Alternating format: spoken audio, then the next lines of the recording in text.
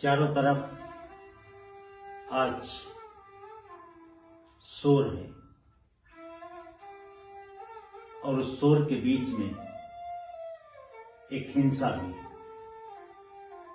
और शोर और हिंसा के विरुद्ध जब हम सोचते हैं तो हमारे सामने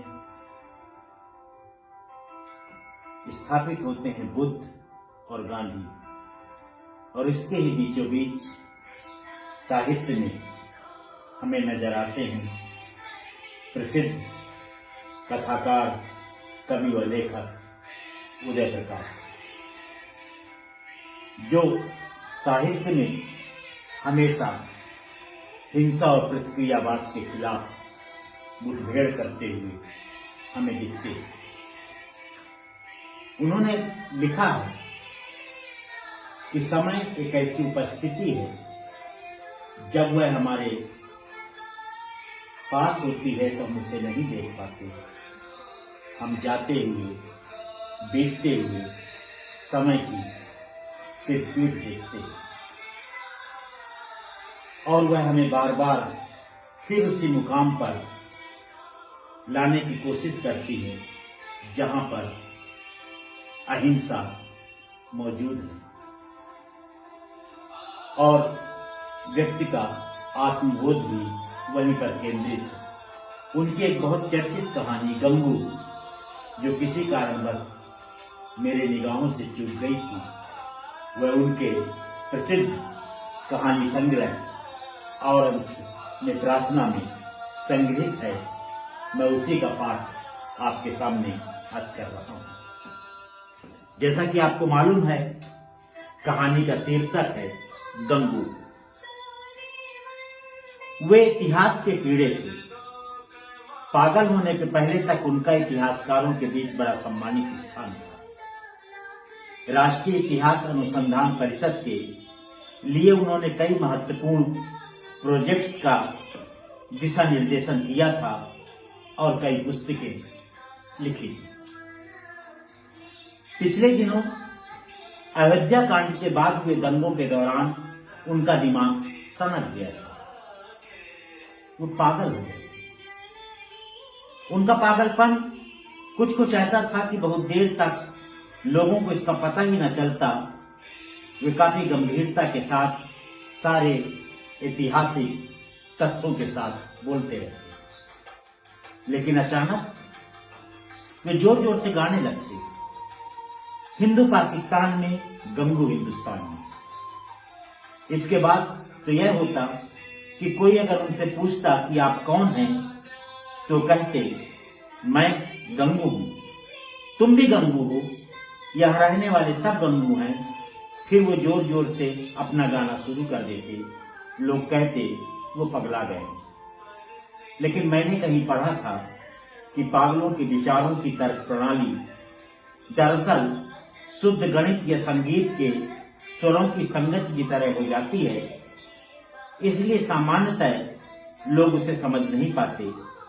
अगर पागलों के विचारों पर सूक्ष्मता के साथ ध्यान दिया जाए और उनके साथ पूरी तरह परिश्रम किया जाए तो पागलों के विचारों की अमूर्त तर्क प्रणाली को समझा जा सकता है। जो लेख मैंने पढ़ा था उसमें ऐसे कई नामों की सूची थी जो पागल समझे गए, लेकिन जो जीनियस थे। लेखक ने न्यूटन के 3 बिल्लियों के लिए 3 छेद बनाने वाली बात के पीछे भी ऐसी ही एक महान तर्क प्रणाली को खोजा था। बहरहाल उन्हें मैंने एक दिन पकड़ लिया अकेले में। मैंने उनसे पूछा कि आप जो गाना हिंदू पाकिस्तान में, गंगू हिंदुस्तान में गाने लगते हैं, उसका अर्थ क्या है? आश्चर्य की बात है, उन्होंने अत्यंत संतुलित, गंभीर और शांत ढंग से मेरे प्रश्नों का उत्तर दिया। उन्होंने कहा, बताओ, जो लोग अथवा जिस सभ्यता के लोग सिंधु नदी के तट पर रहते थे, उन्हें विदेशियों ने क्या नाम दिया? हिंदू, मैंने कहा। तो सिंधु अब कहां है? उन्होंने पूछा। पाकिस्तान में। मैंने जवाब दिया। इसका मतलब यह है कि अगर विदेशी आज उत्तर पश्चिम सीमा पर आते तो हिंदू किसे कहते? उन्हें जो पाकिस्तान में रहते हैं। उन्होंने मुस्कुराकर मुझसे फिर पूछा, अच्छा अब बताओ कि हमारे देश में सबसे पुरानी, बड़ी और महत्वपूर्ण नदी कौन सी है? गंगा, मैंने सोचकर जवाब दिया। तो विदेशी हमें क्या कहते? यह उनका प्रश्न था। मैं सोचने लगा।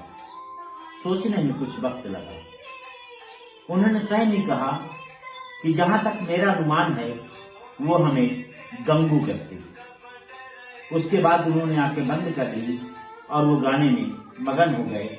मैंने बहुत सोचा, लेकिन उनकी बात में किसी अतार्किक या अराजक तर्क प्रणाली के लक्षण नहीं दिखे। मैं इस तरह अचानक एक पागल इतिहासकार के विचारों की तर्क पद्धति के शुद्ध गणित तक जा पहुंचा। उस दिन के बाद जब कोई मुझसे पूछता कि आप कौन हैं, तो मेरा भी यही उत्तर होता, मैं गंगू हूं। आप भी गंगू हैं। यहाँ उत्तर प्रदेश से लेकर बिहार तक का इलाका जिसे दोआब कहा जाता है, वह गंगू प्रदेश है। आपने पिछले कुछ दिनों से शहर की दीवारों पर अक्सर यह नारा लिखा हुआ देखा होगा, गर्व से कहो हम गंगू हैं। इसका लेखक मैं ही हूं। अगर आपको लगता है कि मैं सनक गया हूं, तो मेरे घर के पते पर कृपया एक पोस्ट कार्ड डाल दें। मेरे गांव से आकर कोई मुझे यहां से ले जाएगा। अच्छा, अब मैं गाना गाऊं।